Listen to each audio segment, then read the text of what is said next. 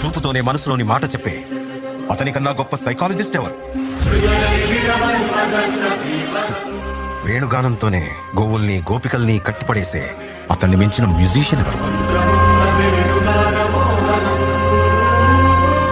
నిత్యారోగ్యంతో ఉండే సూచనలు చెప్పిన అతనికి మించిన డాక్టర్ ఎవరు? ధర్మం కోసం యుద్ధం చేయమని చెప్పిన అతని మించిన వీరుడెవరు?